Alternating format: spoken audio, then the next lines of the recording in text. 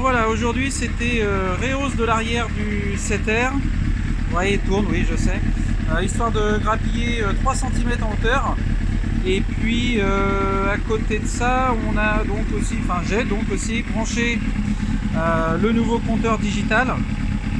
Donc tout est fonctionnel, sauf que comme un con, je l'ai fait tomber, je l'ai cassé. Bon, c'est super, il n'y a plus qu'à en recommander un. Mais les branchements marchent, donc on retrouve le point mort, on retrouve le clignotant gauche, le clignotant droit, les pleins phares.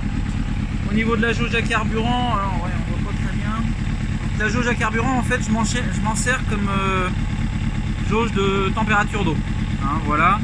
Et puis, ce qu'il va falloir que j'étudie, c'est le fonctionnement le réglage, si on peut, du compte-tour, puisque voilà, je suis au ralenti à 1000 tours et en fait, elle m'indique 2000. Donc complètement doublé, et j'ai essayé 2-3 paramètres mais ça change rien. À côté de ça, j'en ai profité aussi donc pour faire notre fameuse modif de capteur PMH de rapport engagé, ce qui fait que maintenant que c'est câblé, et d'abord on va retrouver la première, la deuxième, la troisième, et ainsi de suite. Donc ça, je suis bien content. Depuis le nombre d'années que j'avais dit que je le montrais, ça y est, c'est fait. Hop là.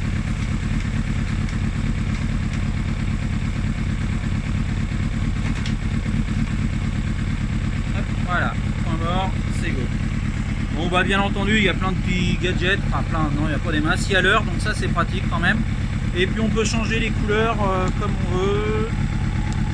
Alors, ah oui, non, c'est quand il n'y a que le contact. Hop.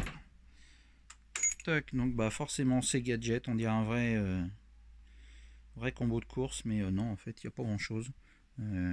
C'est journalier et puis total, donc on peut changer les couleurs. Voilà, il y a du jaune, il y a du rose, il y a toutes les couleurs pour ceux qui le souhaitent.